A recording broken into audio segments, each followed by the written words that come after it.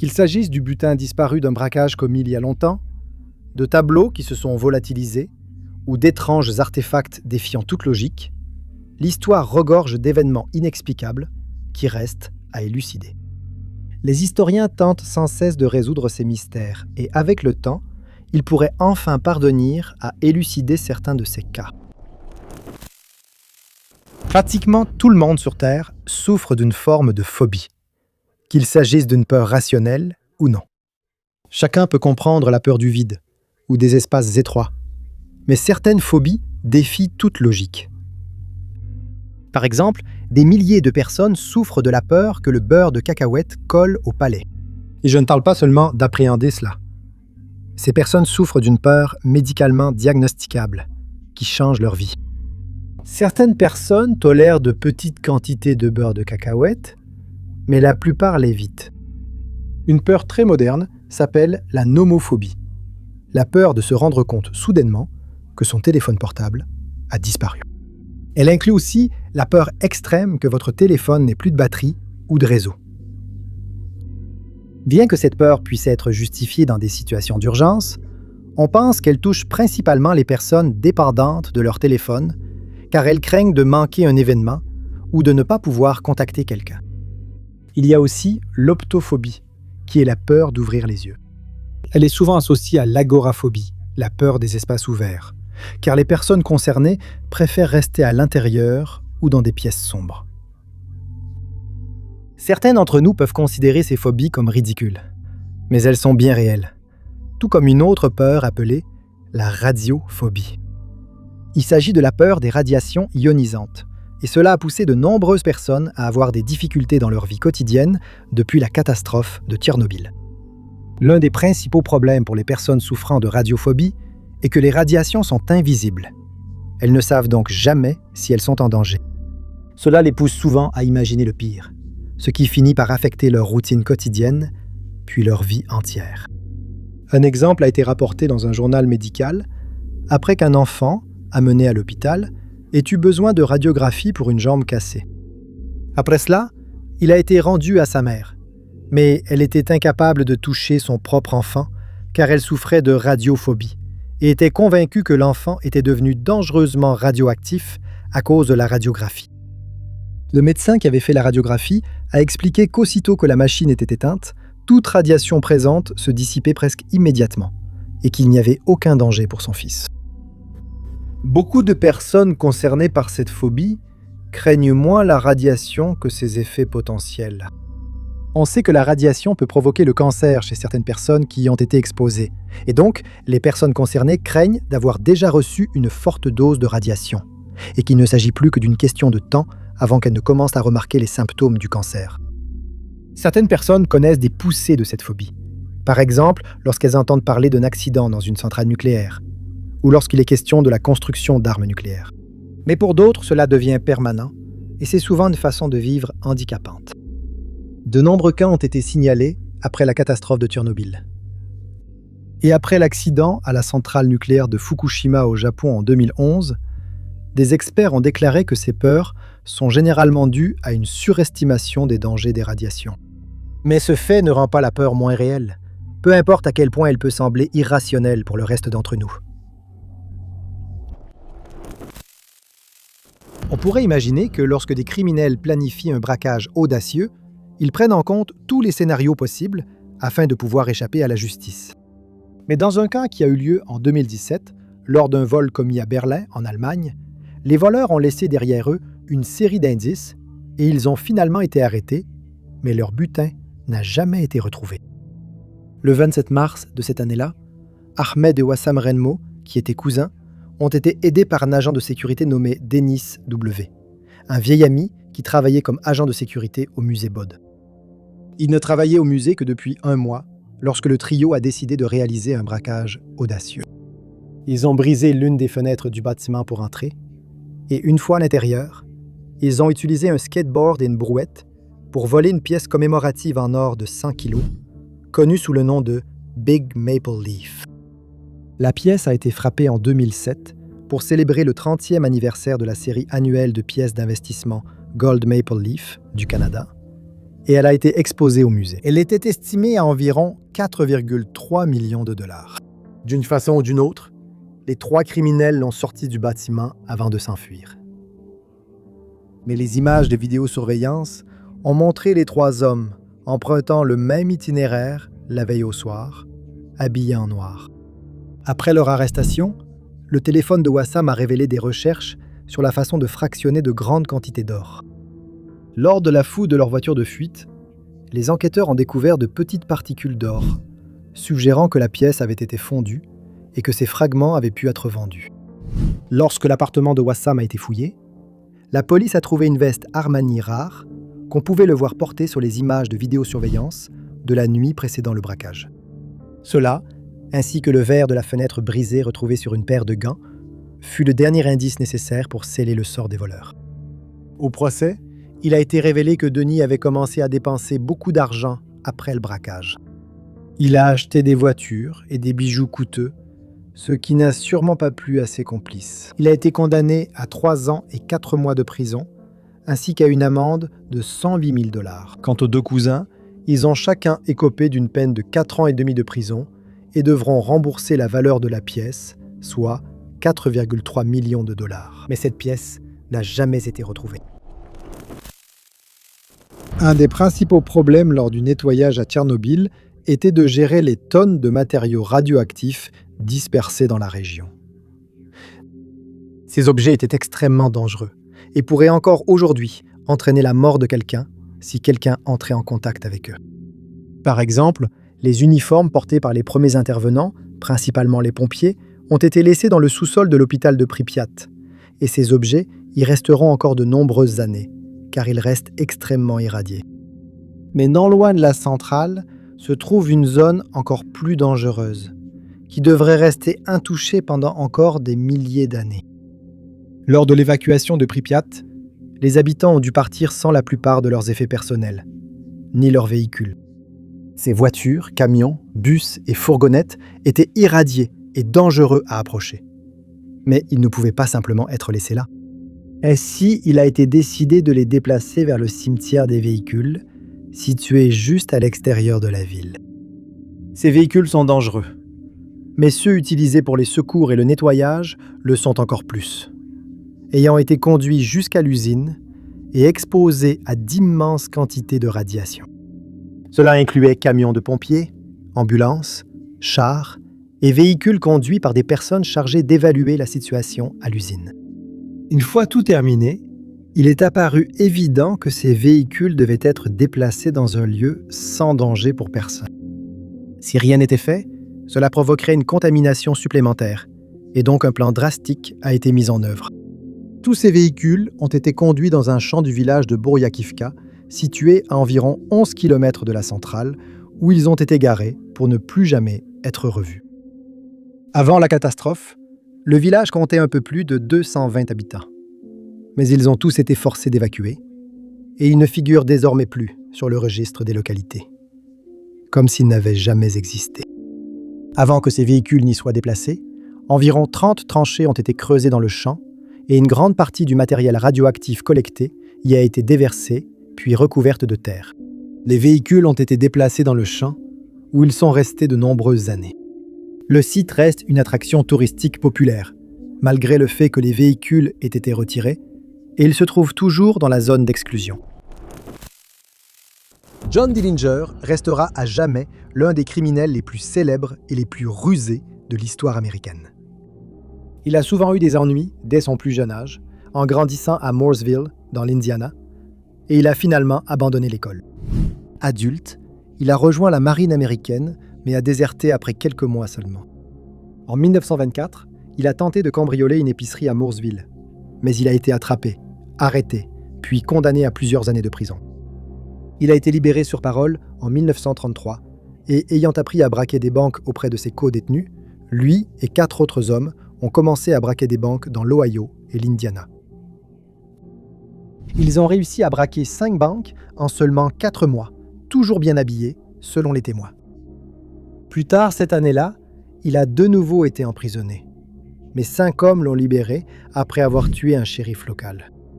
Ils ont continué leur braquage dans le Wisconsin et l'Indiana, mais ont été arrêtés à Tucson, Arizona.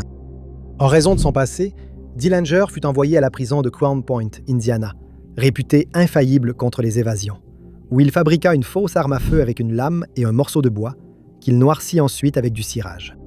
Avec la fausse arme en main, il est sorti de la prison et on dit qu'il chantait pendant sa fuite. Il a volé la voiture du shérif, puis est allé à Chicago.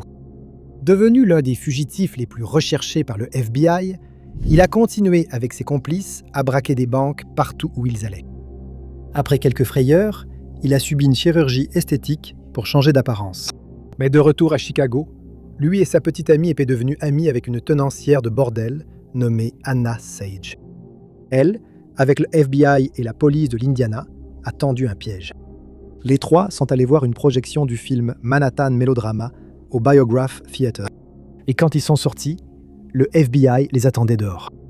Il a tenté de s'enfuir, mais une fusillade a éclaté, et sa vie a pris fin, mettant un terme à sa longue série de crimes. Certains pensent qu'il s'est échappé et qu'un autre homme a été visé par erreur. Mais ses empreintes ont confirmé qu'il s'agissait bien de Dillinger. Mais un mystère entourant Dillinger reste non résolu. Selon une légende, après une fusillade avec les FBI en 1934, Dillinger a réussi à s'enfuir en transportant une valise contenant 200 000 $ en liquide. À l'époque, lui et ses complices se cachaient au Little Bohemia Lodge, dans le Wisconsin. Et après avoir échappé à la fusillade, il s'est dirigé vers le nord du lodge, où il a enterré la valise avec l'argent encore à l'intérieur. On dit qu'il n'a jamais pu la récupérer, étant décédé 3 mois plus tard. Et depuis, les chasseurs de trésors cherchent l'emplacement de la valise. Certains estiment que le butin d'un de ces braquages serait enterré sur la ferme de Pierre Pierrepont. Certains pensent que le butin a été retrouvé sans être déclaré. D'autres disent qu'il serait encore caché dans les bois, attendant d'être découvert. Beaucoup de personnes qui connaissent l'incident de Tchernobyl sont choquées d'apprendre que la catastrophe de 1986 n'était pas le premier accident survenu à la centrale. Mais cela a été confirmé par des documents du KGB qui ont été déclassifiés après avoir été gardés secrets pendant des décennies. Les documents nouvellement publiés remontent bien avant la catastrophe, jusqu'en 1970, et un total de 190 documents différents ont été rendus accessibles au public.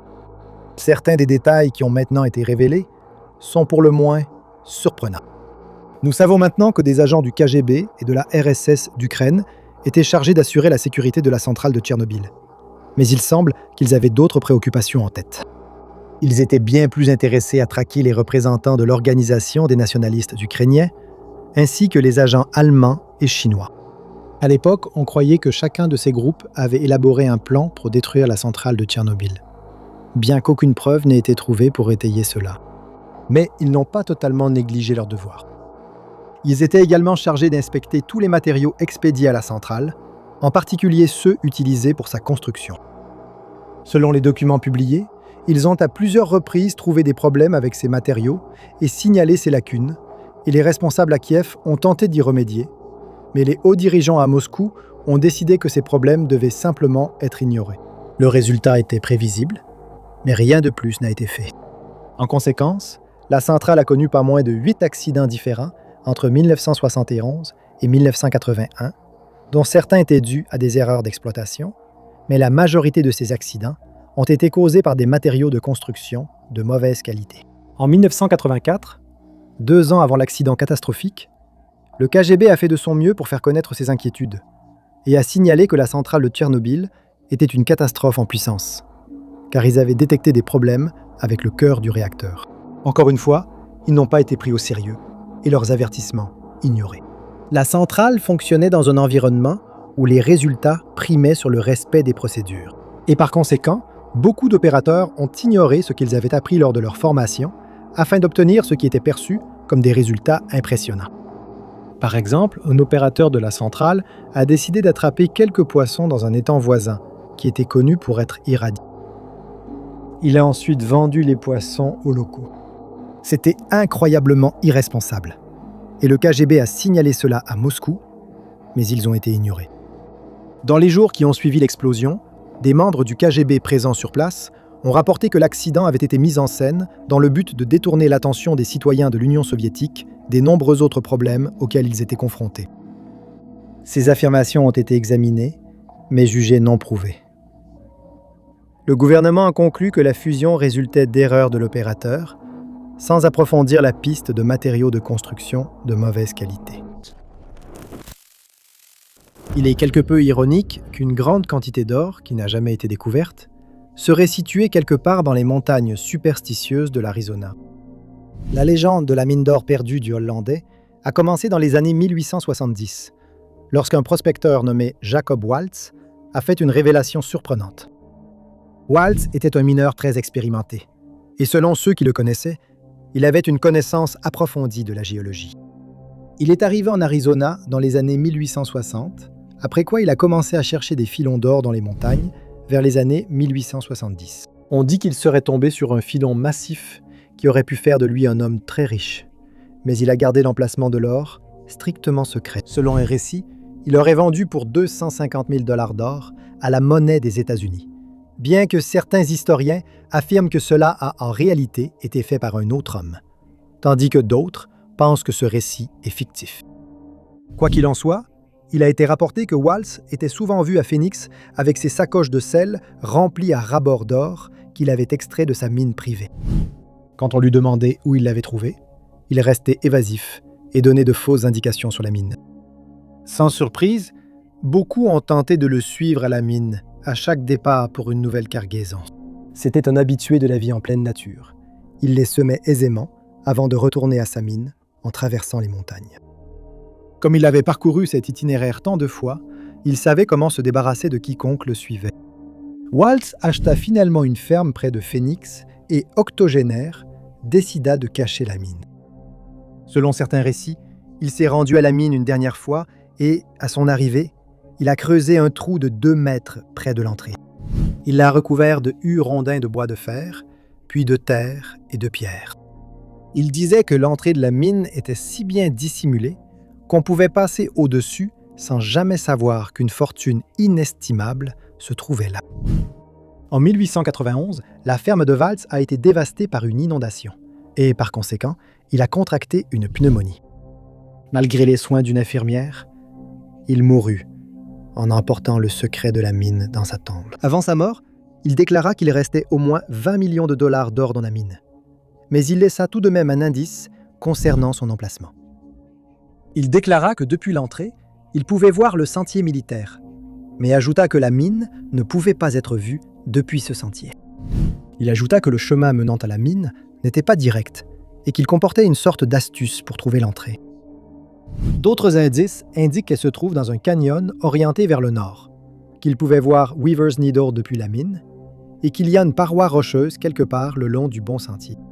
Beaucoup pensent que ces indices étaient faits pour tromper, car Waltz ne voulait pas que la mine soit retrouvée. Se produire. Les habitants ont vite compris qu'aucun événement de cette ampleur n'avait jamais eu lieu sur notre planète. Des plans ont dû être improvisés dans l'urgence, et dans de nombreux cas, personne ne savait s'ils seraient efficaces, puisque de telles mesures n'avaient jamais été nécessaires auparavant. En raison de la gravité de la situation, beaucoup de gens ont commencé à chercher des réponses dans la Bible. Et une découverte surprenante a été faite. Le nom Tchernobyl est composé de 2 mots. Tchémi, qui se traduit par noir, et biel, qui en anglais signifie herbe ou tige. Il y a une abondance d'une plante appelée herbe noire ou absinthe noire dans la région. Et c'est ce nom qui a provoqué l'émoi parmi les théologiens et ceux qui connaissent bien la Bible, puisque l'absinthe est mentionnée dans les prophéties du livre.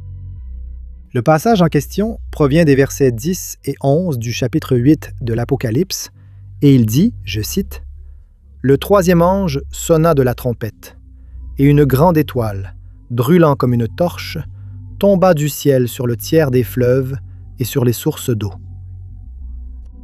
Le nom de l'étoile est Absinthe. Un tiers des eaux devint amère, et beaucoup moururent à cause de ces eaux. Fait remarquable, pour le 25e anniversaire de la catastrophe, une statue a été érigée dans l'ancienne ville de Tchernobyl. Elle représente une figure appelée le 3e ange, qui a été placée à l'entrée du complexe commémoratif de l'étoile d'Absinthe de Tchernobyl, tenant une trompette portée à ses lèvres, comme s'il s'apprêtait à annoncer une catastrophe imminente.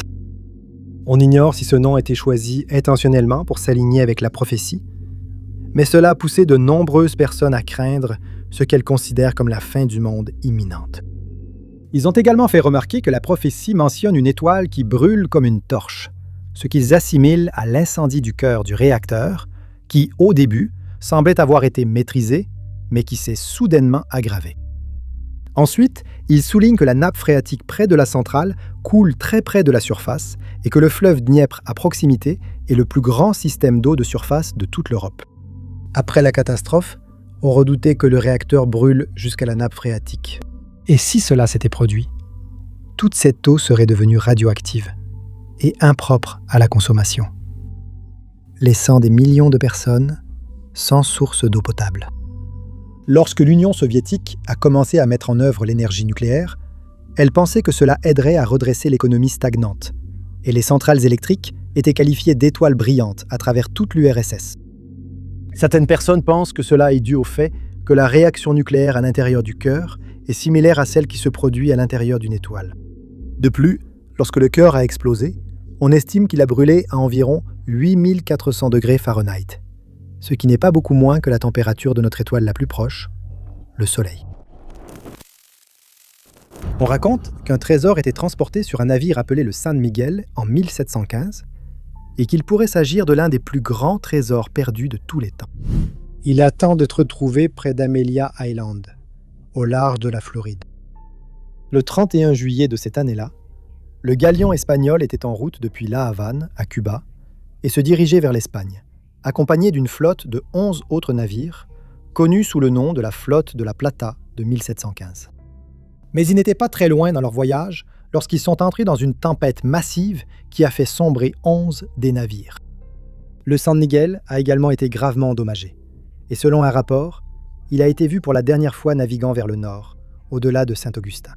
Mais il a été noté qu'il n'avait plus de mât, ce qui le laissait à la merci de la mer et des éléments. Jusqu'à 900 marins ont perdu la vie dans la tempête, et avec autant de navires sombrant en même temps, on pense que la région contient une énorme quantité de trésors, d'où son nom actuel, de Côte au Trésor. Selon les témoins, personne à bord du San Miguel n'a survécu, et il naviguait donc sans équipage. Les archives montrent que le San Miguel, navire de registre de la flotte, était autorisé à transporter une cargaison très précieuse. Il a été suggéré que parmi sa cargaison, il transportait la dot de la reine, une quantité massive d'or et d'argent, ainsi que des pierres précieuses, des épices et du tabac. Inutile de dire que la perspective de trouver ce trésor a attiré de nombreux chercheurs de fortune sur la côte, dans l'espoir de pouvoir le récupérer. Mais malgré les meilleurs efforts des chercheurs de trésors au fil des siècles, personne n'a réussi à le localiser, bien qu'on pense que certaines expéditions s'en sont approchées. En 2007, un groupe de plongeurs est tombé sur un canon au fond de la mer, que l'on pense avoir appartenu au San Miguel. Lorsque la découverte a été signalée, des milliers de personnes se sont intéressées au trésor, qui serait estimé à plusieurs millions de dollars, et beaucoup se sont rendus dans la région dans l'espoir de faire fortune. Chercher le trésor est plus facile à dire qu'à faire. Le fond marin dans cette zone est réputé difficile à parcourir, et comme personne ne sait exactement où le navire a coulé, la zone de recherche est immense. En 1975, 22 pièces d'or ont été trouvées près de Amelia Island, et plus tard, 11 autres ont été découvertes à proximité. Ces pièces du trésor ont été retrouvées après que des tempêtes ont frappé la côte, ce qui a probablement provoqué le soulèvement des pièces depuis le sable sous lequel elles étaient enfouies. Un homme n'a cependant pas eu à faire autant d'efforts, car il a trouvé 15 pièces en se promenant sur la plage de Little Talbot Island en 1989. Plus tard la même année, 28 autres pièces ont été trouvées sur la même plage, et au fil des années, de petits fragments. La plupart d'entre nous ont rêvé de tomber sur un grand trésor que personne ne connaissait et qui changerait notre vie à jamais. Mais la plupart d'entre nous savent que ce n'est rien de plus qu'un fantasme fou. Mais il existe des milliers de chasseurs de trésors professionnels à travers le monde qui recherchent des trésors légendaires qui ont soit été perdus, soit cachés si habilement qu'ils n'ont jamais été découverts. L'un de ces trésors était connu sous le nom de trésor des Yamganat et a fait l'objet de nombreux débats, car certaines personnes doutent même de son existence. Le mystère entourant ce trésor a commencé dans les années 1530, lorsque l'empereur inca, Atahualpa, et son frère, Huáscar, étaient engagés dans une guerre civile l'un contre l'autre. Le conquistador espagnol, Francisco Pizarro, y a vu une opportunité et, en 1532, il a envahi l'empire inca et, ce faisant, a emprisonné Atahualpa à Cajamarca. L'empereur était désespéré de retrouver sa liberté. Alors il a commencé à marchander avec son ravisseur, lui offrant d'immenses richesses sous forme d'or inca en échange de sa libération. L'accord a été conclu, et après la libération de l'empereur, il a ordonné au général Rumey Yahui de commencer à collecter de l'or dans tout l'empire inca. Il a réussi à rassembler jusqu'à 750 tonnes d'or et a envoyé un message à Pizarro pour l'informer que le trésor lui serait bientôt livré. Mais Pizarro est devenu méfiant, pensant qu'il s'agissait d'une ruse élaborée pour sauver Atahualpa.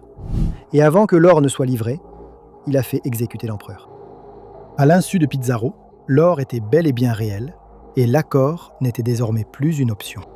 Rumey Yahui voulait s'assurer que l'or n'arriverait pas entre les mains de Pizarro, alors il décida de le lui cacher.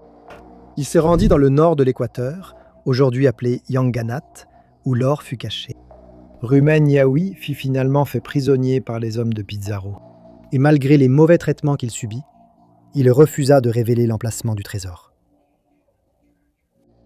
Il mourut sans jamais révéler où se trouvait le trésor. À cette époque, la région était complètement inhabitée, et aujourd'hui, très peu de gens osent s'y aventurer, car le terrain montagneux est réputé extrêmement difficile à traverser. La région, située à la lisière de l'avenue des volcans, est réputée pour ses fortes précipitations annuelles. Elle est souvent enveloppée d'une brume dense qui peut facilement précipiter un aventurier dans une crevasse, une rivière ou un marécage. Néanmoins, certains chasseurs de trésors trouvent la perspective de découvrir 750 tonnes d'or trop séduisante pour l'ignorer. Chaque année, de nombreuses personnes se rendent dans les montagnes dans l'espoir de le trouver. On dit qu'au moins 3 personnes connaissaient l'emplacement exact du trésor. Des décennies plus tard, lorsque José Valverde épousa une femme de la Taconga, le père de la femme lui révéla l'emplacement de l'or comme cadeau de mariage. En conséquence, Valverde vécut sa vie en homme très riche, et avant de mourir, il écrivit un guide intitulé « L'itinéraire de Valverde ».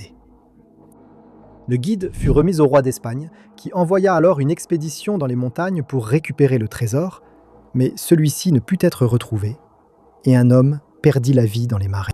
Aucune trace d'autres tentatives pour récupérer l'or n'a été retrouvée.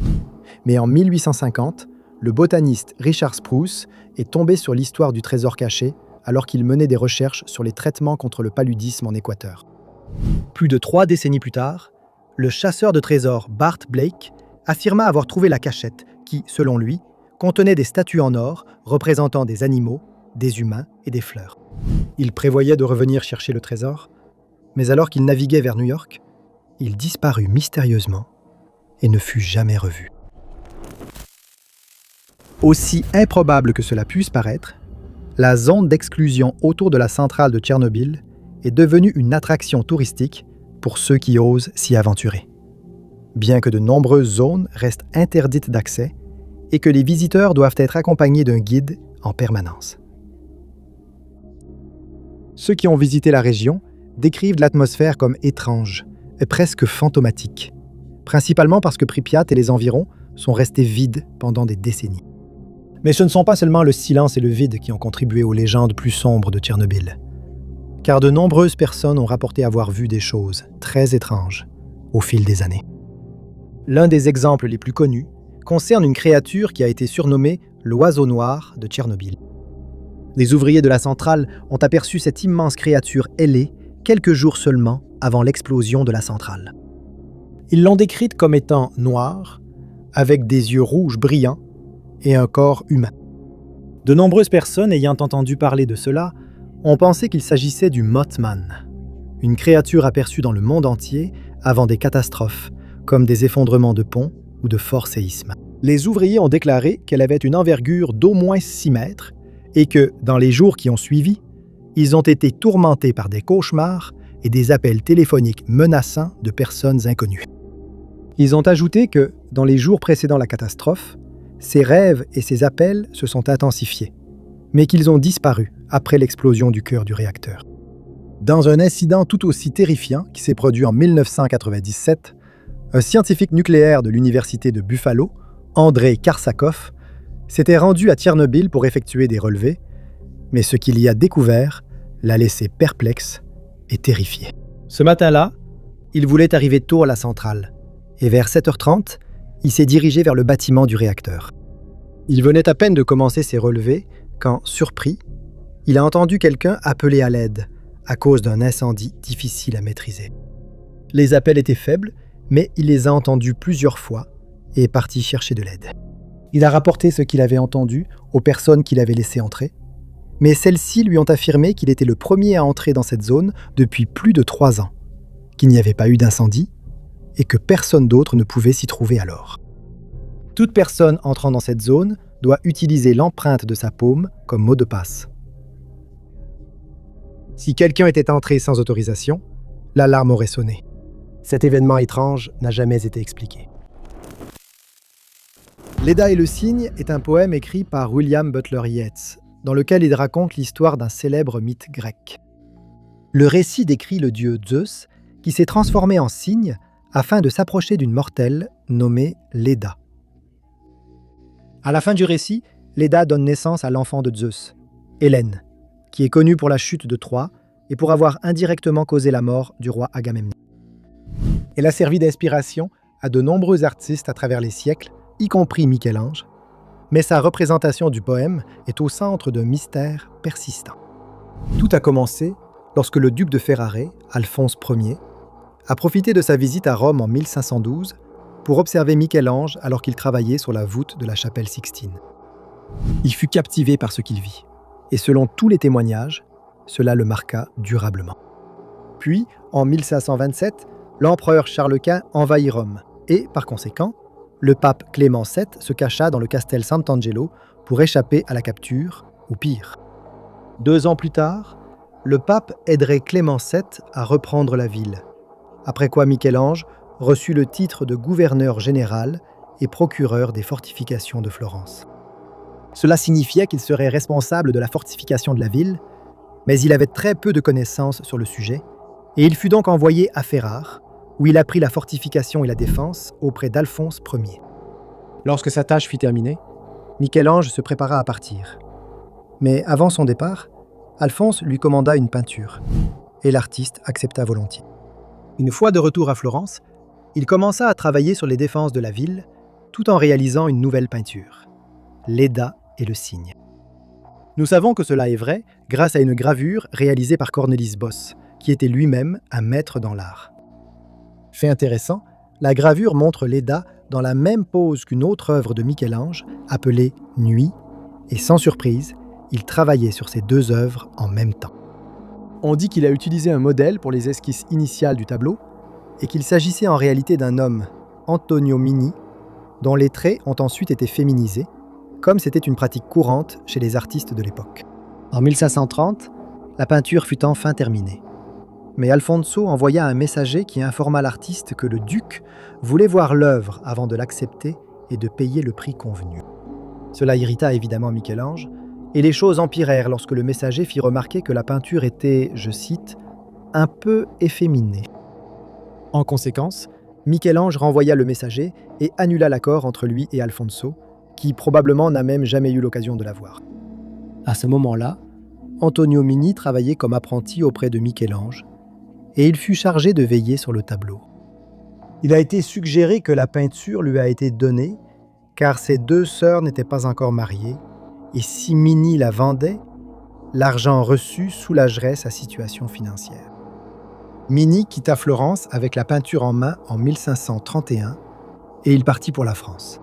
À partir de là, les détails du destin de la peinture restent quelque peu flous. Selon une version des faits, le roi de France l'aurait achetée à Mini et elle était conservée au palais de Fontainebleau. Mais cela n'a jamais été confirmé et à ce jour, le destin de la peinture demeure inconnu.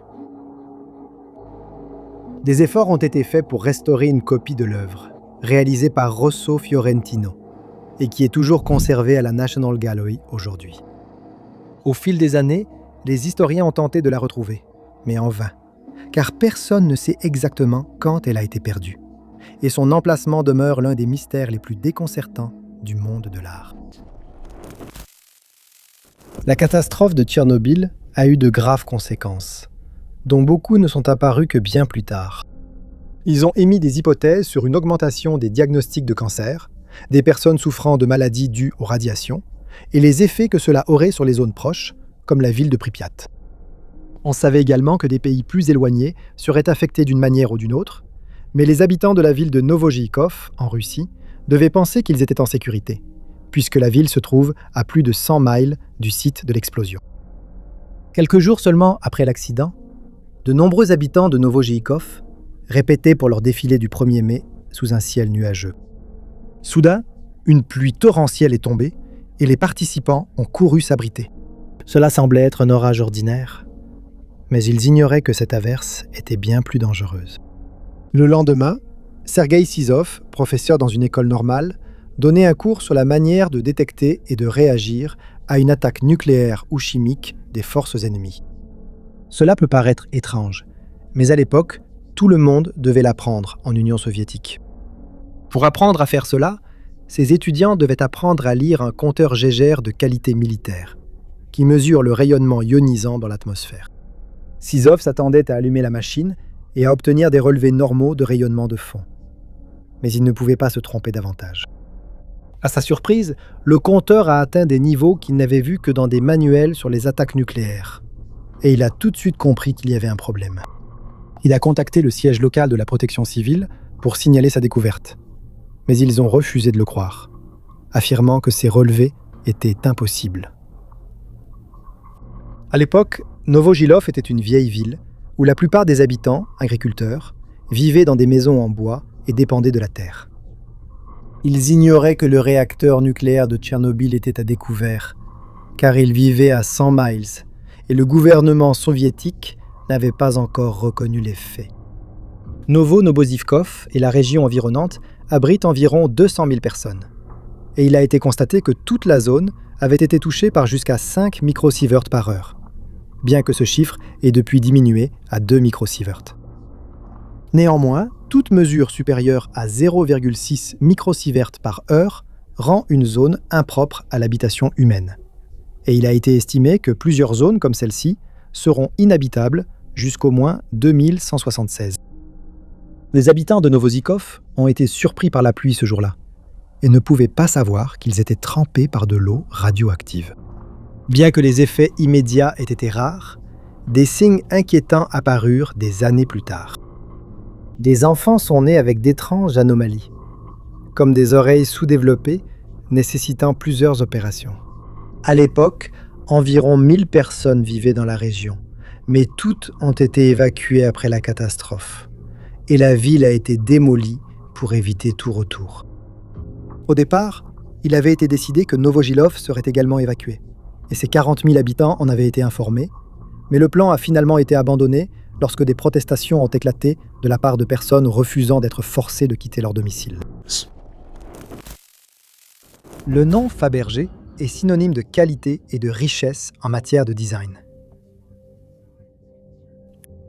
Toute personne possédant un bijou fabriqué par la maison de joaillerie Fabergé, fondée par Peter Carl Fabergé, sait qu'il est très recherché et probablement d'une grande valeur. Parmi les pièces les plus remarquables jamais créées par Fabergé figurent les célèbres œufs de Pâques ornés de bijoux, qui remontent à la fin du XIXe siècle. Ils étaient souvent offerts en cadeau par les tsars russes, comme le tsar Alexandre III. L'un de ces œufs les plus précieux, qui contenait une poule en or posée sur de la paille dorée, a été offert à sa femme en cadeau en 1885. Il contient également une petite réplique en diamant de la couronne impériale et un pendentif en rubis. Et lorsque sa femme l'a reçu, on dit qu'elle a été plus que ravie.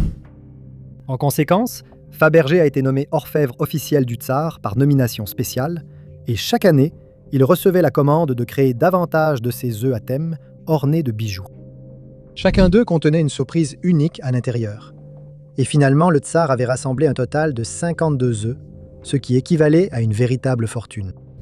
Mais ce trésor allait bientôt être dérobé lorsque les bolcheviks, dirigés par Vladimir Lénine, prirent le contrôle de la Russie en 1917, lors de la Révolution d'Octobre.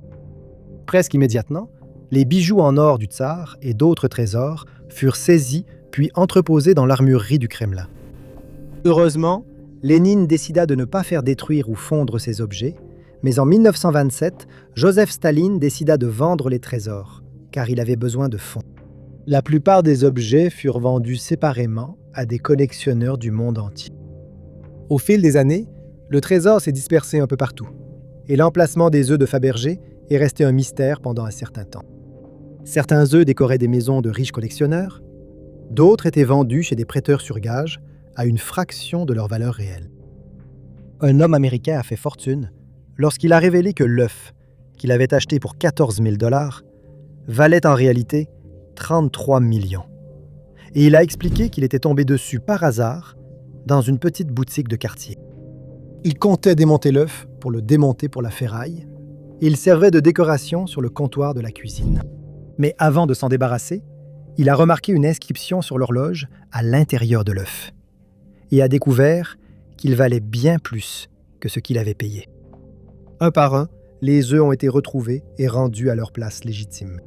Mais 6 demeurent introuvables à ce jour.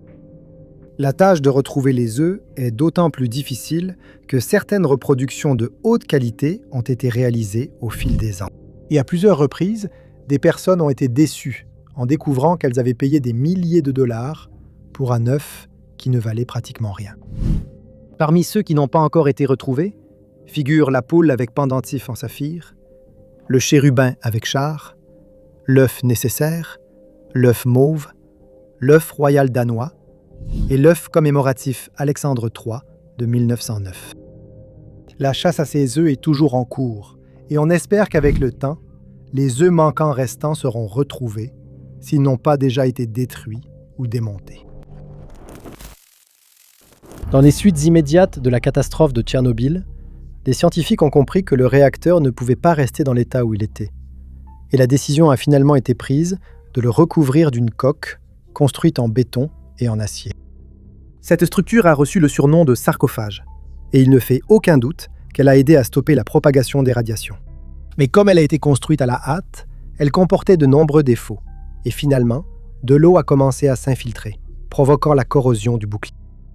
On craignait qu'elle ne finisse par s'effondrer, ce qui aurait entraîné des débris irradiés encore plus dangereux dans la centrale, et la décision a donc été prise de la démanteler avec précaution. Le sarcophage initial a été construit par pas moins de 600 000 personnes, qui avaient pour mission de s'assurer que les 220 tonnes de matière radioactive sur le site étaient correctement recouvertes. Plus de 14 millions de pieds cubes de béton ont été utilisés pour sa construction, ainsi que 16 millions de livres d'acier. Après son installation, des trous ont été percés sur le côté du bouclier pour observer le cœur de l'extérieur. Les observateurs étaient protégés des radiations grâce à des filtres installés dans ces trous, mais cela n'a toujours été qu'une mesure de sécurité temporaire. La construction de la structure a commencé 2 mois après la catastrophe et il a fallu 7 mois pour l'achever. Malheureusement, les ouvriers chargés d'installer le bouclier ont négligé de sceller les joints du bâtiment et les ouvertures dans son plafond. C'est par ces zones que l'eau a commencé à s'infiltrer. Lors de l'installation, 31 personnes ont reçu des doses mortelles de radiation et ont fini par perdre la vie. 2 ans plus tard, le gouvernement soviétique a révélé que le sarcophage avait été conçu pour ne durer qu'environ 20 ans et qu'une structure secondaire devrait être installée à sa place. En 1991, l'Union soviétique a cessé d'exister et le gouvernement ukrainien a lancé un concours international pour trouver le meilleur projet de la nouvelle structure. En 2004, il a été annoncé qu'un projet conçu par des concepteurs britanniques serait utilisé, car il comportait une arche coulissante qui pouvait être mise en place avec un minimum d'effort. Cela éviterait aux ouvriers d'être exposés à des doses inutiles de radiation. Et l'ancienne structure et le réacteur seraient entièrement couverts. 2 groupes de construction français, connus collectivement sous le nom de Novarka, ont remporté le contrat pour construire la coque, qui a été nommée la nouvelle structure de confinement sécurisée. Elle a été construite à près de 300 mètres du réacteur, après que les pièces ont été expédiées d'Italie, et une fois terminée, elle pesait environ 32 000 tonnes. Pendant ce temps, on a découvert que le toit du sarcophage d'origine était sur le point de s'effondrer, et des échafaudages ont été ajoutés pour le maintenir en place. En 2014, la structure de la nouvelle coque a été mise en place, après quoi la construction du reste de la coque a commencé. Le projet a été achevé en 2016 et installé en novembre de cette année-là. Dans le nord d'Israël se trouve un lac connu sous le nom de mer de Galilée, également appelé lac de Tibériade. Ce lac est mentionné à plusieurs reprises dans la Bible, notamment lorsque Jésus a rassemblé ses premiers disciples, lorsqu'il a marché sur l'eau, lorsqu'il a nourri 5000 personnes avec seulement 2 pains et 5 poissons, et lorsqu'il a calmé la tempête sur le lac. Ce dernier événement est le sujet d'une peinture réalisée par le célèbre artiste Rembrandt van Rijn, intitulée « La tempête sur la mer de Galilée ». Elle a été peinte en 1633 et reste la seule représentation connue d'une scène maritime qu'il ait jamais réalisée, ce qui la rend extrêmement précieuse. Elle montre un petit bateau en bois pris dans une tempête sur le lac, et le navire est clairement en péril car ses voiles sont déchirées et comparé aux vagues massives qu'il traverse, il semble presque insignifiant. On voit les 14 marins à bord du bateau prier, manifestement désespérés de rejoindre la terre ferme ou d'être sauvés d'une manière ou d'une autre, bien que cette perspective semble hautement improbable. Ainsi, les expressions sur leur visage sont désespérées, alors qu'ils font face à une mort presque certaine. On voit quelques marins essayer désespérément de diriger le bateau, en vain, tandis que d'autres essaient de réveiller Jésus, qui dort près de la barre. 4 des hommes tentent de remettre les voiles en ordre, mais à cause du vent hurlant, cette tâche était impossible. On pense que l'un des marins, que l'on voit s'accrocher à une corde, était censé représenter l'artiste lui-même, bien que cela n'ait jamais été prouvé de façon définitive. C'est l'une des plus grandes œuvres de Rembrandt.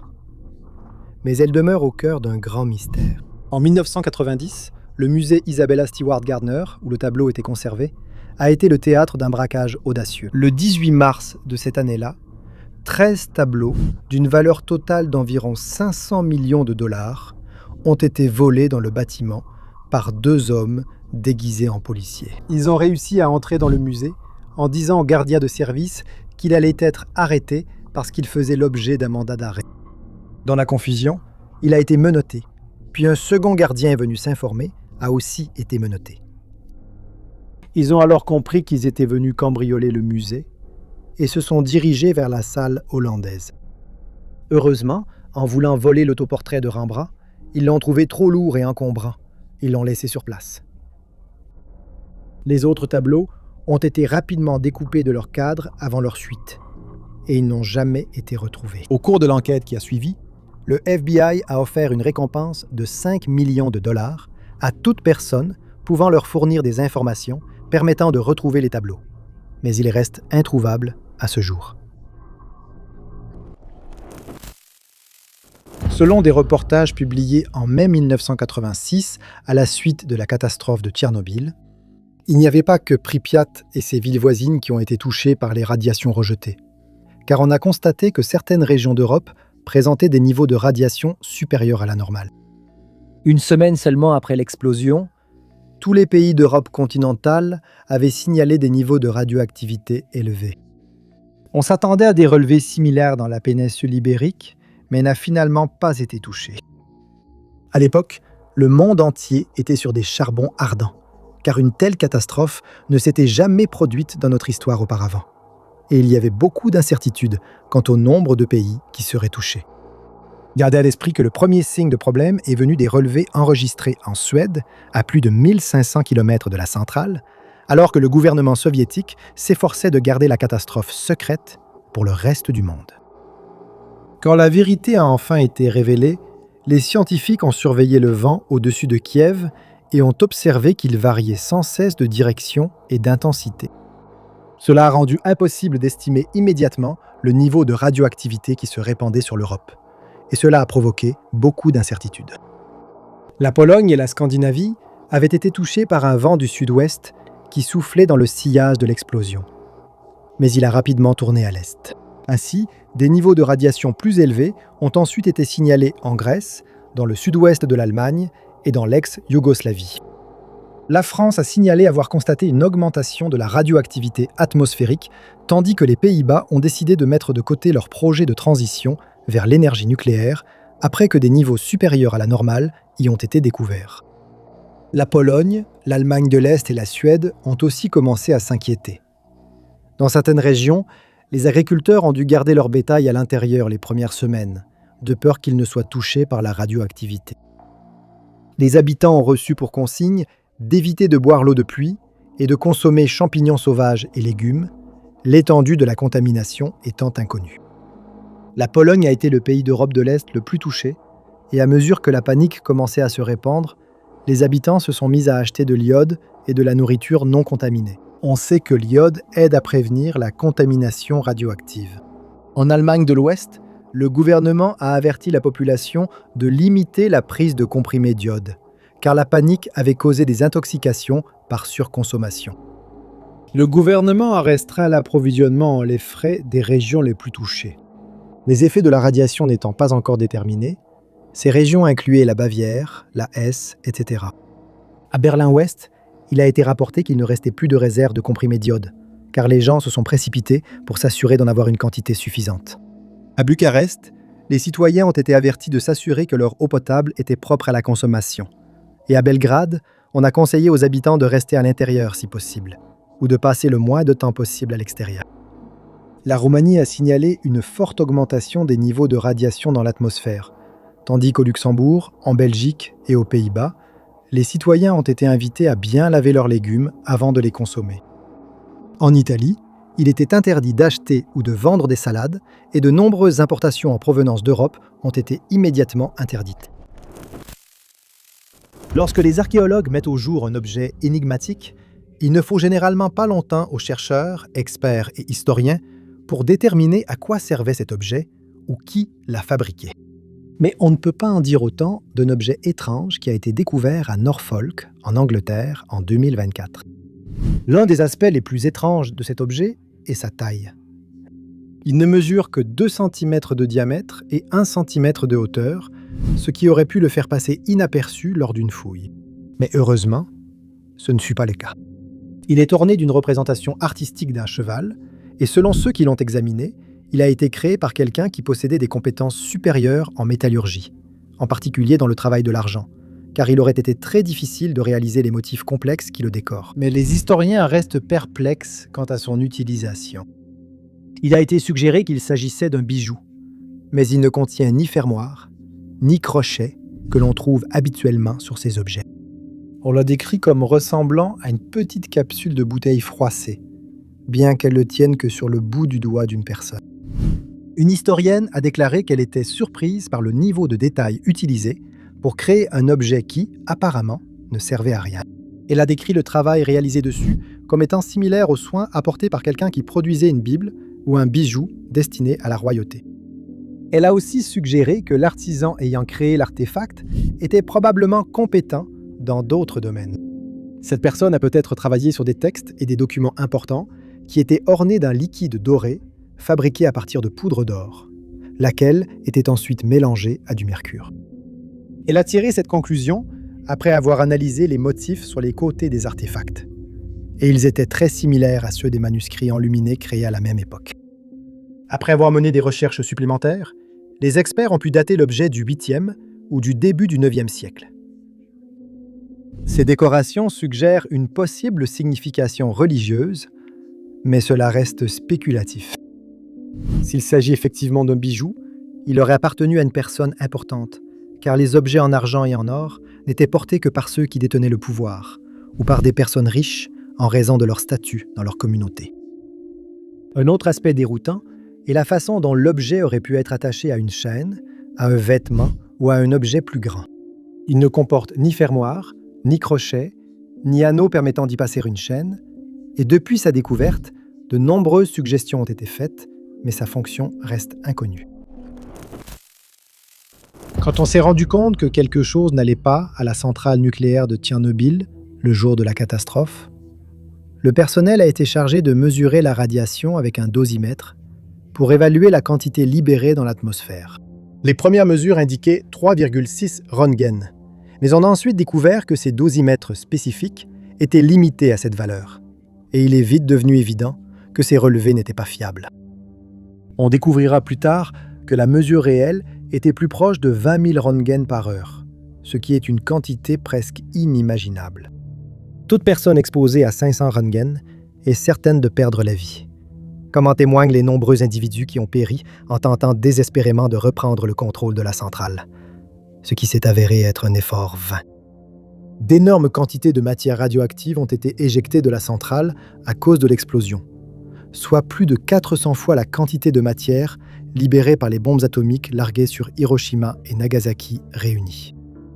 De plus, l'explosion de Tchernobyl contenait des isotopes radioactifs à durée de vie plus longue, comme le césium-137 et l'iode-131, qui sont responsables de la contamination à long terme et des problèmes de santé dans les zones environnantes. Ce n'étaient que 2 des plus de 100 éléments radioactifs qui ont été libérés dans l'atmosphère ce jour-là. Heureusement, la plupart de ces éléments, à courte durée de vie, étaient bien moins dangereux. À titre de comparaison, l'explosion d'Hiroshima a touché une zone d'environ 8 miles autour du centre où la bombe atomique a été larguée, tandis que l'explosion de Tchernobyl a affecté une zone d'environ 100 000 miles de diamètre autour de la centrale. Quant aux effets biologiques de cette libération de radiation, qui sont mesurés en sieverts par heure, les chiffres sont stupéfiants. Dans l'immédiate proximité du cœur du réacteur, 300 sieverts par heure ont été libérés. Une exposition corporelle totale de seulement 8 sieverts par heure, soit 37 fois moins, est jugée mortelle pour l'homme en quelques semaines. Le tas de débris qui est tombé dans la zone de la pompe de circulation a libéré jusqu'à 100 sieverts par heure, et près des électrolyseurs, entre 500 et 100 sieverts par heure ont été libérés. Immédiatement après l'explosion, on estime que certaines zones de Pripyat ont connu jusqu'à 300 sieverts par heure. Et étant donné que les habitants de la ville n'ont été évacués que plusieurs jours plus tard, cela a conduit à la mort de nombreuses personnes. Une étude réalisée en 2009 a révélé que les tours de refroidissement de la centrale libéraient encore jusqu'à 1,5 microsieverts par heure à l'intérieur, tandis que l'arrière des tours était plus radioactif et relâchait davantage de radiation, libérant plus de 12 microsieverts par heure. Les routes même entourant le réacteur 4, l'unité impliquée dans la fusion du cœur, affichent encore des relevés de 2,6 microsieverts par heure. L'un des objets les plus dangereux restants dans la forêt de Tchernobyl est la pince métallique utilisée lors du nettoyage. Elle est encore extrêmement radioactive et on a constaté qu'elle émet environ 336 microsieverts par heure des décennies après les faits. L'un des faits les plus préoccupants concernant la pince, c'est qu'elle a été laissée au sol dans la forêt. Et plusieurs personnes qui ont visité la forêt, légalement ou non, sont tombées dessus sans aucun avertissement. La véritable ampleur de l'impact qu'a eu la catastrophe de Tchernobyl sur la région environnante et certaines parties de l'Europe est difficile à concevoir. Principalement parce qu'une grande partie des dégâts causés par la fuite de radiation n'a commencé à se manifester que longtemps après l'explosion. Plusieurs personnes ont perdu la vie en combattant l'incendie à la centrale et pendant les longues opérations de nettoyage. Mais la radiation libérée n'était en aucun cas localisée et les effets à long terme sur les habitants de Pripyat, d'autres villes voisines et de pays aussi éloignés que la Suède ne sont devenus apparents que des années plus tard. Au cours des 2 premières décennies qui ont suivi la catastrophe, une équipe internationale de 100 scientifiques a estimé qu'environ 2000 personnes ont perdu la vie directement à cause de l'accident. Au cours de la décennie suivante, ce nombre a chuté à environ 50. Selon un rapport publié par le Forum de Tchernobyl, jusqu'à 1000 membres du personnel du réacteur sur place et des équipes d'urgence ont été exposés à d'énormes quantités de radiation dans les 24 premières heures suivant l'explosion. Et dans les 12 mois qui ont suivi, 200 000 autres personnes ont été exposées. Cela a entraîné plus de 4000 cas de cancer de la thyroïde signalés au fil des années, bien qu'il faille noter que parmi les personnes touchées, 99% des patients ont survécu. Des hommes et des femmes qui ont risqué leur vie pour rendre la zone aussi sûre que possible devraient véritablement être salués comme des héros. Mais il y a aussi une raison supplémentaire de s'inquiéter. Des milliers de personnes vivent encore dans des zones contaminées après l'accident. L'Ukraine et la Russie ont été, de façon compréhensible, les plus touchées dans l'immédiat après la catastrophe. Mais la Biélorussie est aussi jugée très contaminée par les radiations. Et on estime qu'environ 5 millions de personnes vivent dans les zones de ce pays qui peuvent être considérées comme à risque. Au moins 100 000 habitants vivent dans des zones placées sous contrôle strict. Mais il a été suggéré que cette classification pourrait être dépassée et que ces chiffres doivent être révisés. La plupart des personnes ont reçu des doses relativement faibles de rayonnement sur l'ensemble du corps. Et selon plusieurs études, aucune preuve n'a été trouvée que cela ait eu un effet sur la fertilité ou que cela ait provoqué une augmentation des malformations congénitales. Lorsque l'Union soviétique a finalement admis la véritable ampleur de l'accident, plus de 116 000 personnes ont été évacuées des zones les plus touchées et 230 000 autres ont été contraintes de fuir des zones moins touchées dans les semaines qui ont suivi. Mais à ce moment, les radiations faisaient déjà des ravages. Les opérations de relogement se sont révélées très traumatisantes pour les personnes contraintes de quitter leur domicile. Et à cause des mythes sur ce qui arriverait à ceux qui restaient dans les zones contaminées, certaines personnes ont commencé à souffrir d'un fatalisme paralysant.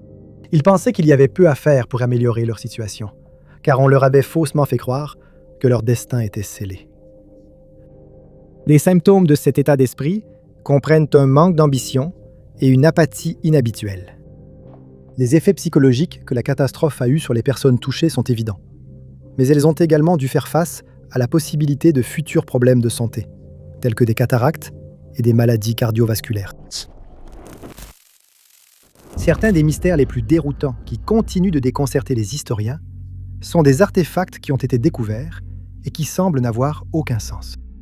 Dans certains cas, on les appelle des artefacts hors de leur contexte, mais dans d'autres, on est perplexe devant le fait que ces objets soient restés bien préservés pendant des milliers d'années contre toute attente. L'un de ces artefacts s'appelle l'épée de Gudjian et daterait d'il y a environ 2500 ans. Découverte alors qu'une équipe d'archéologues travaillait le long de la rivière Zheng en Chine. Le but des fouilles était de mettre au jour une série de tombes qui avaient été découvertes. Mais pendant que ce travail était en cours, ils sont tombés sur un artefact des plus inattendus parmi 2000 autres qui ont été retirés et préservés. Mais l'épée de Gudjian était de loin la plus impressionnante. Elle a été retrouvée près des restes d'une personne dont le cercueil avait été gravement endommagé par l'eau. Le cercueil était enterré depuis plus de 1000 ans. Et c'est pourquoi ils ont trouvé remarquable que l'épée soit en si bon état. On pense que grâce à l'excellente fabrication de l'épée, y compris son fourreau qui était presque étanche, la lame a été protégée de l'eau souterraine qui a endommagé le cercueil ainsi que des autres éléments naturels. La lame mesure 22 pouces de long et elle possède une poignée de 3,3 pouces. Une fois sortie de son fourreau, la lame était presque parfaite et, d'après plusieurs témoignages, encore assez tranchante pour couper 20 feuilles de papier. La lame elle-même est principalement composée de cuivre, mais on a également découvert qu'elle contenait de petites quantités d'étain. La garde est décorée de turquoise et de cristaux bleus, et lorsque l'épée a été datée, on a découvert qu'elle avait été fabriquée entre 771 et 403 avant Jésus-Christ, ce qui rendait son état de conservation encore plus extraordinaire. Après inspection, les experts ont trouvé 8 caractères sur la lame et ont commencé à en déchiffrer la signification.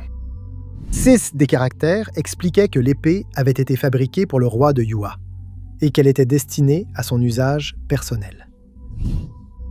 Mais cela a créé une nouvelle énigme. Pendant la période où l'épée a été fabriquée, jusqu'à 9 personnes différentes ont régné sur la région connue sous le nom de Yua. Il ne restait qu'à inspecter le cercueil où elle a été trouvée, ainsi que les restes de la personne à ses côtés. Après cela, il a été établi que la lame appartenait à Gudjia, qui est connu pour avoir été le roi de Yue entre 496 et 465 avant Jésus-Christ. Il était réputé pour être un roi juste, sans se croire supérieur malgré sa position élevée. Il s'était aussi forgé une réputation pour surmonter les périodes difficiles dans son royaume, choisissant souvent de manger la nourriture destinée au peuple au lieu de se faire plaisir alors que celui-ci luttait pour survivre, contrairement à bien d'autres monarques de l'histoire. Il a été suggéré que l'épée a été fabriquée pour Gudji, en l'honneur de son humilité et du fait qu'il est resté proche du peuple de son royaume, compte tenu de sa position. Malheureusement, lorsque l'épée a été prêtée pour être exposée à Singapour, Elle a subi une fissure lorsqu'un employé a tenté de la retirer d'une vitrine. Depuis, elle est restée en Chine et il est probable qu'elle ne soit plus jamais prêtée. La disparition de Shi Hua-Sui, âgée de 79 ans, n'est qu'une des nombreuses affaires de personnes disparues en 2025 qui restent non résolues. Sa famille a lancé plusieurs appels au public pour que toute personne ayant des informations sur ses derniers déplacements ou sur sa localisation actuelle se manifeste. Mais à ce jour, aucun nouvel indice n'a été trouvé pour indiquer ce qui lui est arrivé. En décembre 2025, on a découvert que Xue souffrait de démence. Alors elle a reçu les soins de son mari et de son fils pendant qu'elle vivait à Great Neck, New York. Le jour en question, elle est sortie de la maison, située sur Oakley Street, vers 15h. Peut-être pour aller se promener, mais elle n'est pas revenue. Sa famille a commencé à s'inquiéter pour sa sécurité, mais lorsqu'ils n'ont pas pu la retrouver ni la joindre, ils ont contacté la police le soir même pour signaler sa disparition.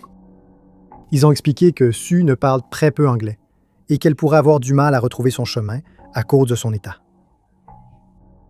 Impossible de localiser Chu via son téléphone portable qu'elle avait laissé à la maison ce jour-là.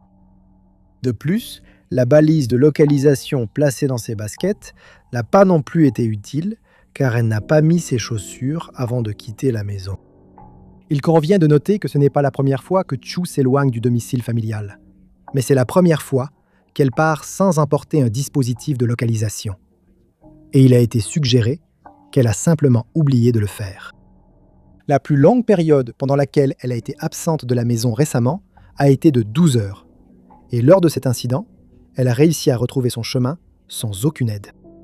On craint réellement que Sue ait pu être désorientée ou confuse loin de sa famille, et qu'elle essaie peut-être de retrouver son chemin. Mais parlant surtout mandarin, elle pourrait avoir du mal à communiquer avec les autres. Sa famille a aussi exprimé des craintes qu'elle soit victime d'une urgence médicale et ajouté qu'elle pourrait refuser de l'aide proposée. Dans un appel au public, ils ont déclaré qu'elle marche généralement à un rythme soutenu et qu'on la voit souvent parler toute seule, ce qui pourrait aider à l'identifier. Les autorités ont demandé aux habitants de Great Neck de contrôler leur système de sécurité pour voir si Zhu y apparaît. Des images reçues pourraient aider à retracer ses derniers déplacements. Les enquêteurs ont indiqué qu'elle pourrait tenter de rejoindre Bayside dans le Queens par ses propres moyens. Mais aucun signalement n'a été rapporté dans ce secteur. Et en attendant, le département de police du comté de Nassau a demandé à toute personne ayant des informations sur la localisation de Sue de les contacter au 516-573-7347-70. Michael G. Small, âgé de 79 ans, a disparu à Abingdon, en Virginie, depuis mars 2025, et la police est de plus en plus inquiète pour sa sécurité, car aucun signe de lui n'a été retrouvé depuis sa disparition il y a plusieurs mois. En 2022, Michael a emménagé dans la résidence pour personnes âgées Green Acres à Abingdon, après avoir reçu un diagnostic de démence. Et là, il a reçu les soins dont il avait besoin et y est resté pendant les 3 dernières années. Mais au moment de sa disparition, sa famille avait décidé de le transférer dans un autre établissement. Mais avant qu'ils ne puissent le faire, on leur a annoncé qu'il n'était plus là. Et le personnel de l'établissement n'avait aucune idée par où commencer. Il a été suggéré qu'il pourrait essayer de se rendre à Charlotte, en Caroline du Nord.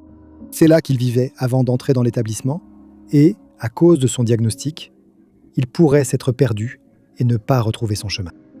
En raison de son âge et de sa santé, Michael est à risque, car il pourrait ne pas subvenir à ses besoins sans sa famille et ses soignants. Par conséquent, il est essentiel qu'il soit retrouvé le plus rapidement possible afin qu'il puisse être ramené en sécurité. Grâce aux images de vidéosurveillance obtenues plus tard par la police, on sait qu'il a quitté Green Acres seul et à pied le 24 mars 2025. Les images le montrent en train de partir. Vers 16h ce jour-là, et un témoin a déclaré l'avoir vu dans le quartier, à la pharmacie de Michael, vers 18h30 ce soir-là. Lorsqu'on leur a demandé pourquoi il pourrait essayer de se rendre à Charlotte, sa famille a déclaré que sa sœur vit dans la région.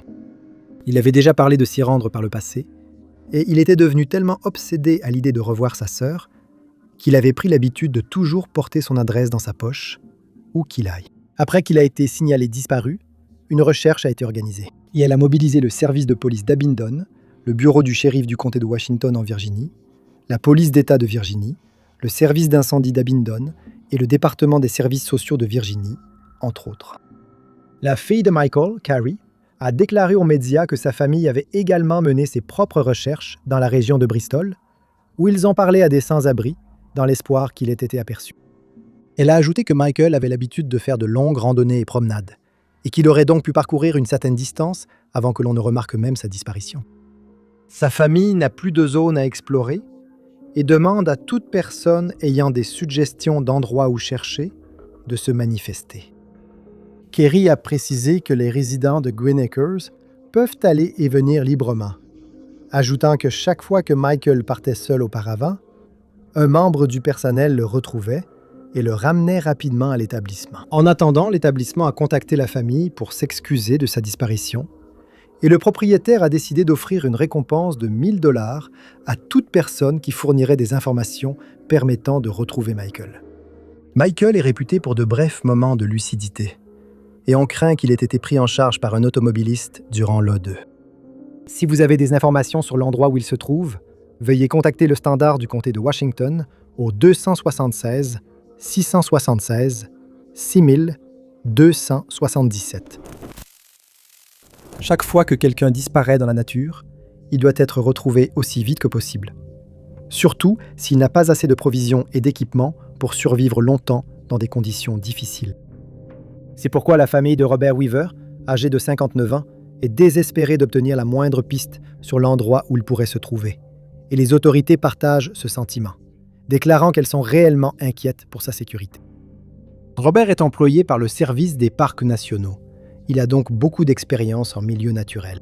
Mais le fait qu'il n'ait pas donné de nouvelles à ses amis et à sa famille leur cause beaucoup d'anxiété.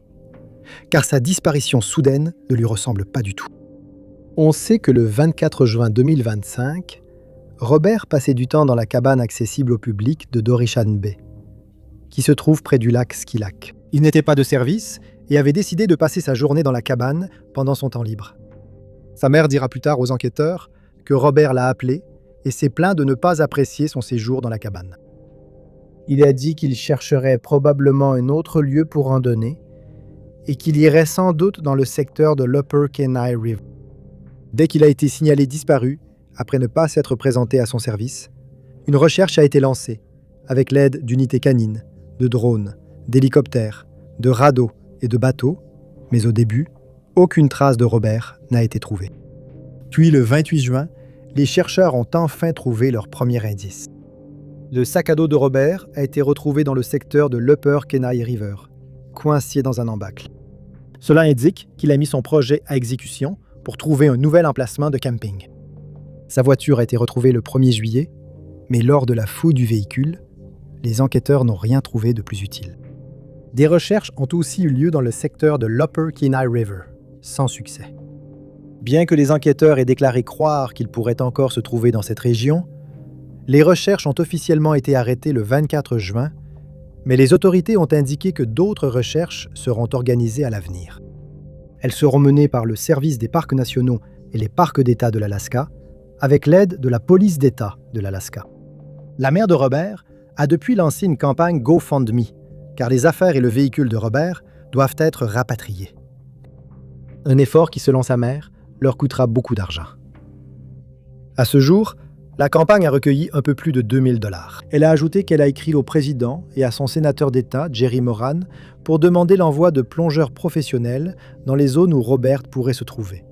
Mais elle n'a reçu aucune réponse. Si vous ou quelqu'un que vous connaissez avez des informations sur l'affaire de Robert, il vous est demandé de contacter le siège du refuge faunique national de Kenai au 907 262 7021.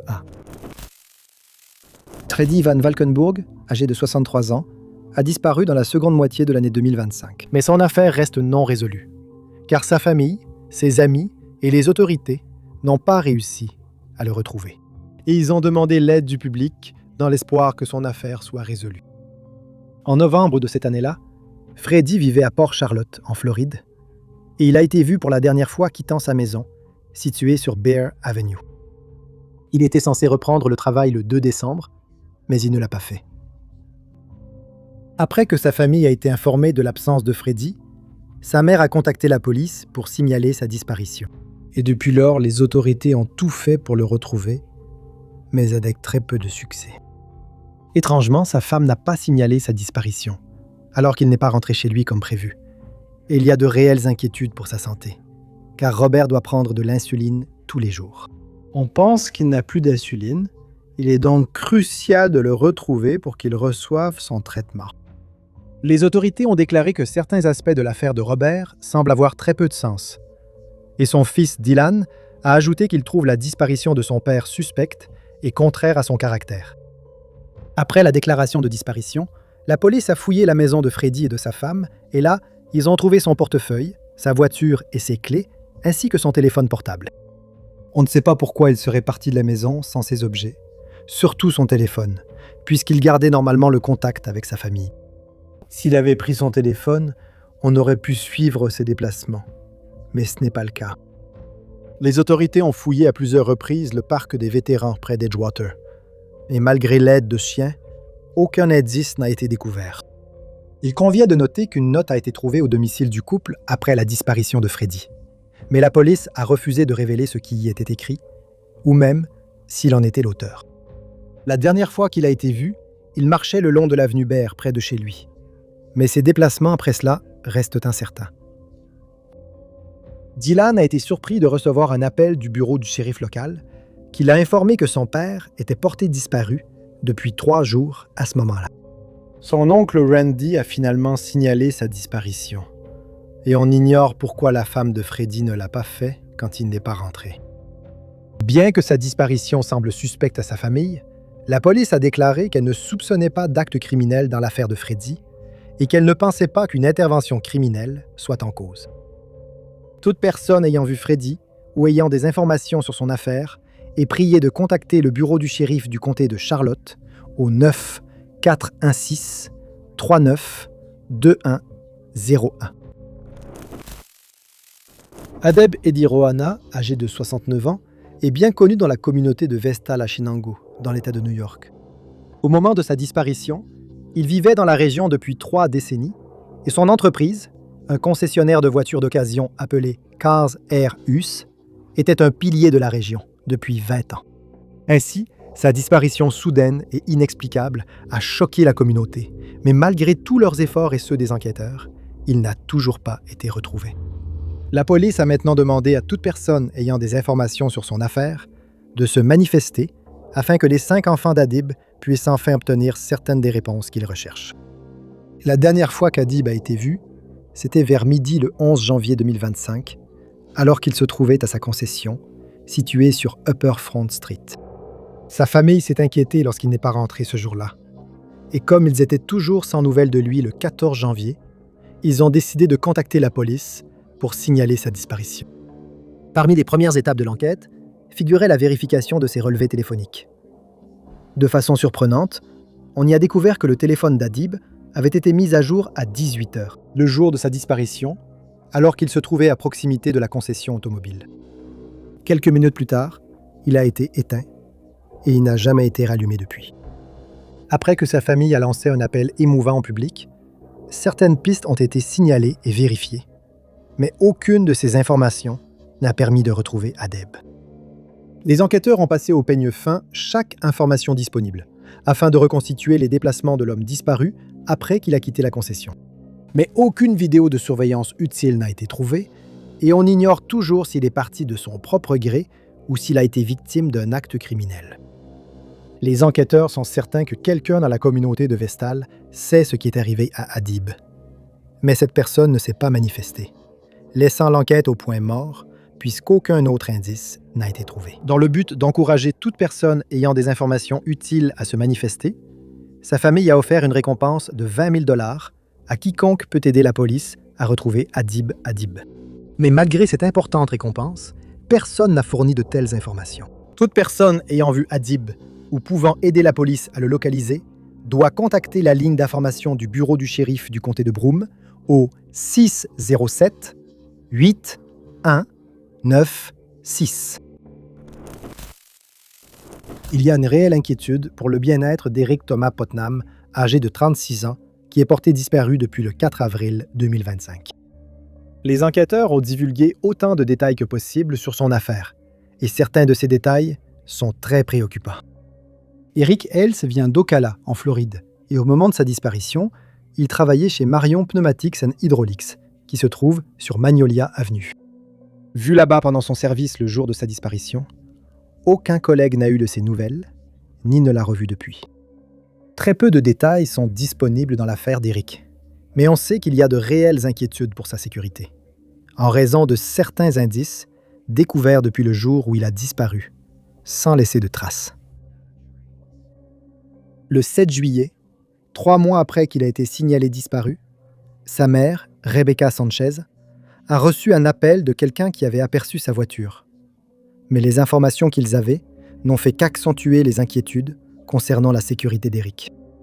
Ils l'ont informé que sa voiture avait été incendiée avant d'être retrouvée au 1224 East Anderson Street à Orlando et qu'elle avait été remorquée avant que la scène ne puisse être examinée par les enquêteurs. Il a été suggéré que quelqu'un ait incendié le véhicule pour éliminer toute preuve potentielle qui s'y trouvait. Mais cela reste une simple théorie, car aucun autre signe de acte criminel n'a été découvert. Sa famille a lancé un appel à la communauté du comté de Marion, demandant à toute personne ayant la moindre idée de ce qui lui est arrivé ce jour-là de contacter immédiatement la police. La zone où sa voiture a été retrouvée a été examinée à la recherche d'indices, mais rien d'utile n'a été découvert. Personne n'avait vu la cause de l'incendie, et il restait donc inconnu si cela avait été fait délibérément ou si la voiture avait simplement eu des problèmes électriques qui l'avaient fait prendre feu. De plus, on ne sait pas si Eric était présent lorsque l'incendie s'est déclaré, s'il a quitté la zone à pied ou en véhicule, ou s'il a été emmené contre sa volonté pour des raisons qui restent inconnues. Toute personne qui sait pourquoi la voiture d'Eric a été incendiée ou qui souhaite signaler l'avoir aperçue doit contacter le bureau du shérif du comté de Marion au 3527 328 181. Ce n'est pas inhabituel pour Tina Nareska, âgée de 27 ans, de quitter de temps en temps la maison familiale à Lawrenceville, en Géorgie. Mais elle est toujours revenue après un jour ou deux. Selon sa famille, sa disparition le 1er mai 2025 les inquiète beaucoup, car ils n'ont pas pu entrer en contact avec elle depuis cette date. Sa demi-sœur, Natifa Charles, a déclaré lors d'une conférence de presse qu'elle et le reste de la famille de Tina s'attendaient à ce qu'elle revienne ce jour-là ou le lendemain. Mais elle n'est jamais revenue, et ils sont de plus en plus inquiets pour sa sécurité. Elle a quitté la maison dans l'après-midi du 1er mai, et il a été noté qu'elle emportait quelques effets personnels. Elle n'a pas indiqué où elle allait, ni quels étaient ses plans, laissant ainsi aux enquêteurs la lourde tâche de déterminer si elle avait choisi de rester loin de chez elle de son plein gré, ou si quelque chose de fâcheux lui était arrivé. Ses amis et sa famille ont depuis réaffirmé qu'elle n'abandonnerait jamais ses 2 enfants, et ils estiment que sa disparition prolongée ne lui ressemble pas du tout. Après l'ouverture de l'enquête pour disparition, les enquêteurs ont examiné les relevés bancaires et téléphoniques de Tina, sans y trouver d'activité depuis le jour de sa disparition. Ensuite, ils ont passé au peigne fin ses comptes sur les réseaux sociaux à la recherche d'indices, mais n'en ont trouvé aucun. Et ils n'ont pas non plus fait l'objet d'aucune connexion depuis ce jour-là. Elle a été vue à pied sur Grayson Highway, mettant son téléphone en gage contre de l'argent, selon des caméras de surveillance. Cela a laissé de nombreuses questions sans réponse, comme pourquoi elle avait besoin d'argent liquide et si elle prévoyait de quitter la région et de ne jamais revenir sans en informer ses proches. Après avoir été informée de cette transaction, sa famille a déclaré qu'elle avait déjà parlé de déménager à Houston. Et les enquêteurs sont en contact avec les agents de la région de Lawrenceville, au cas où Tina y serait aperçue. Bien que ces informations semblent indiquer qu'elle est partie de son propre gré, la famille de Tina reste peu convaincue. Bien qu'elle soit déjà partie auparavant, en emmenant toujours ses enfants, ils craignent cette fois qu'elle ait été victime d'un acte criminel. Étrangement, sa disparition n'a pas été signalée immédiatement par sa famille. Ce n'est qu'après qu'elle ait été portée disparue pendant 4 jours au total, que son petit ami avec qui elle vivait a décidé de contacter les autorités.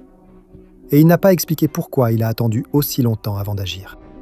Mais les enquêteurs ont déclaré que cela ne prouve pas nécessairement qu'il se passait quelque chose de louche, car chaque cas de disparition est différent des autres. Les habitants de Lawrenceville et de Houston ont été invités à rester vigilants pour repérer Tina et a signalé tout signalement l'ayant aperçu. Si vous savez où se trouve Tina, ou si vous avez des informations pouvant faire avancer son dossier, il vous est demandé de contacter le service de police de Lawrenceville au 770 670 50 057 en mentionnant le numéro de dossier 25 50 090.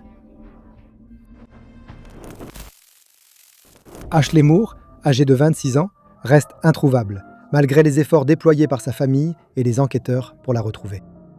En septembre 2025, Ashley vivait à Hartwell, dans l'Ohio. Elle a été vue pour la dernière fois, là-bas, aux alentours du 10 septembre, et depuis, sa famille et ses amis sont de plus en plus inquiets pour son bien-être, car elle a cessé de communiquer avec eux. Ils n'ont pas révélé pourquoi ils le pensent, mais sa famille a dit aux enquêteurs qu'Ashley pourrait avoir prévu de se rendre à Las Vegas, bien qu'il n'ait pas précisé si elle comptait s'y installer définitivement ou pour d'autres raisons. Sa famille, inquiète de ne pas la voir rentrer, a contacté toutes les personnes fréquentées par Ashley pour savoir si elle l'avait vue ou connaissait ses plans, mais toutes ont été aussi surprises d'apprendre sa disparition. Depuis lors, toutes les tentatives pour contacter Ashley ont échoué, et il a été suggéré que son téléphone a soit été éteint, soit qu'il n'a plus de batterie. Son téléphone ne peut donc pas être utilisé pour la localiser, ce qui est très frustrant pour les enquêteurs et ses proches. Ils ont ajouté qu'elle pourrait conduire une Nissan Sentra avec des plaques temporaires. Comme c'est souvent le cas dans les affaires de disparition, ses proches ont déclaré qu'Ashley ne reste jamais aussi longtemps sans donner de nouvelles. Et ils sont inquiets qu'il lui soit arrivé quelque chose alors qu'elle se rendait à Las Vegas. On ignore toujours si elle voyageait seule ou accompagnée, et depuis qu'elle a été signalée disparue, personne ne s'est manifesté pour dire l'avoir vue. La dernière à avoir parlé à Ashley est sa grand-mère, qui l'a contactée en septembre sans révéler le contenu de leur échange. Ses proches ont lancé plusieurs appels sur leurs réseaux sociaux, dans l'espoir que quelqu'un fournisse des informations sur sa localisation. Mais à ce jour, aucune information de ce genre n'a été reçue. Depuis, ils ont créé un flyer qui détaille les circonstances entourant sa disparition, et il a été publié sur plusieurs plateformes de réseaux sociaux, accompagné d'un appel à toute personne l'ayant vu de contacter la police. 4 mois après l'ouverture de l'affaire d'Ashley, les enquêteurs continuent de chercher des indices sur l'endroit où elle aurait pu aller. Et ils ont juré de suivre chaque piste reçue afin que sa famille puisse enfin obtenir des réponses. Si vous ou quelqu'un que vous connaissez apercevez Ashley, il vous est vivement conseillé de contacter le département de police de Cincinnati au 513 569 8600.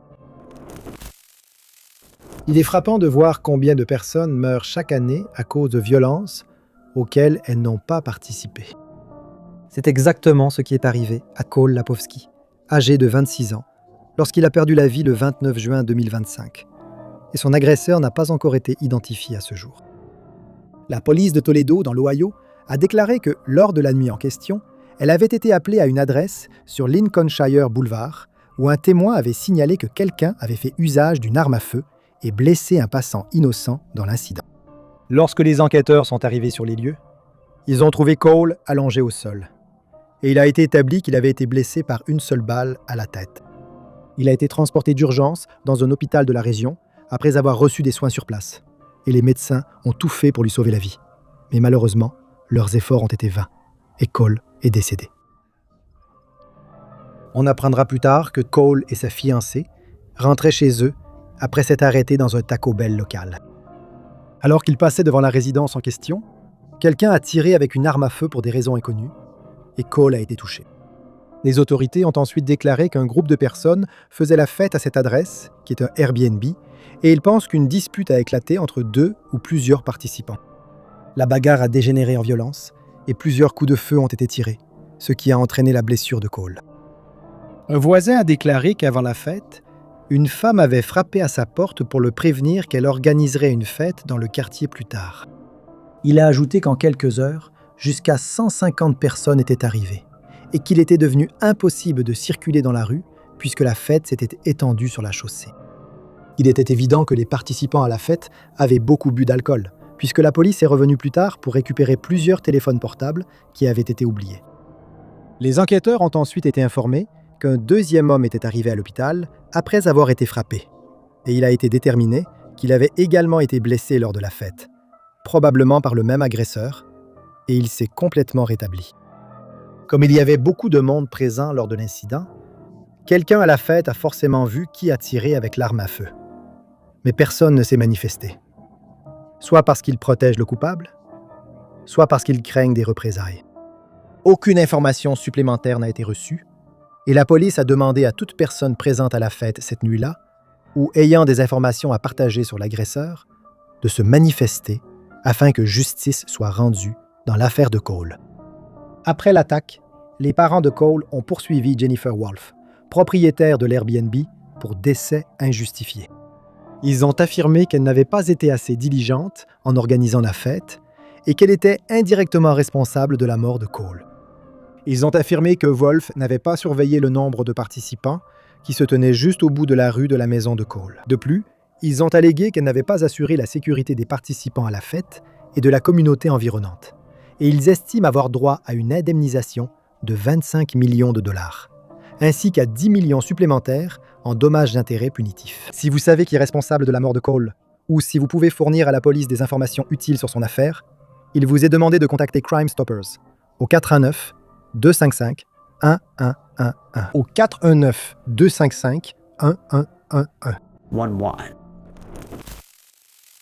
Une affaire inhabituelle a commencé à se développer à Philadelphie en décembre 2025, lorsqu'un conducteur de dépanneuse a été attaqué alors qu'il était en service. L'incident s'est terminé par la mort du conducteur, mais dans le mois qui a suivi, l'affaire est devenue encore plus compliquée grâce à 2 autres attaques similaires qui ont eu lieu. Le 22 décembre 2025, David Garcia Morales, âgé de 20 ans, travaillait pour la société 448 Towing and Recovery. Il conduisait l'une des dépanneuses blanches de l'entreprise. Pour une raison inconnue, quelqu'un s'est approché du camion et a tiré, blessant mortellement David. À leur arrivée, les enquêteurs ont trouvé David encore en vie dans son camion. Il a été transporté à l'hôpital où il a été soigné, mais le 26 décembre, il est décédé des suites de ses blessures. Entre-temps, la police avait commencé à chercher des preuves autour de son véhicule, et ils ont trouvé des images de vidéosurveillance d'une Jeep Grand Cherokee bleu marine qui était conduite par l'assaillant. L'image a été publiée, révélant des dégâts sur le toit ouvrant et la vitre arrière du véhicule. 3 semaines plus tard, une autre attaque a eu lieu contre Aaron Whitfield, âgé de 25 ans, qui travaillait pour la même entreprise de remorquage. Lui et sa petite amie étaient dans son camion à l'angle de Bostleton et North Streets quand une personne les a attaqués avec une arme à feu. Les images de vidéosurveillance ont montré qu'une berline grise s'est approchée du camion avant qu'un occupant n'en sorte une arme à feu et tire sur les personnes. Les véhicules ont fui rapidement et les enquêteurs pensent qu'il s'agissait d'une attaque planifiée et coordonnée. La voiture en question a finalement été retrouvée et examinée pour trouver des indices, et l'on espère que les assaillants y ont laissé leur ADN ou leurs empreintes digitales, ce qui pourrait aider à les identifier et à les placer en garde à vue. Malheureusement, Aaron n'a pas survécu à l'attaque. Mais sa petite amie, qui avait été blessée à la jambe, a été transportée d'urgence à l'hôpital et on s'attend à ce qu'elle se rétablisse complètement. Avec 2 attaques similaires survenues en si peu de temps, la police enquête pour savoir si les 2 affaires sont liées. Ils examinent également une 3e affaire datant du 23 novembre 2025 dans laquelle Aaron Smith Sims, âgé de 26 ans, a été attaqué. À l'époque, Aaron était chargé de repérer des accidents pour des conducteurs de dépanneuses. Cela signifie qu'il avait la responsabilité d'informer les conducteurs de dépanneuses de la région des accidents qui s'étaient produits, afin qu'ils puissent se rendre rapidement sur les lieux pour offrir leur aide. Après avoir été attaqué, Aaron a été transporté à l'hôpital et pendant un moment, on a espéré qu'il survivrait. Mais il est décédé le 4 janvier 2026.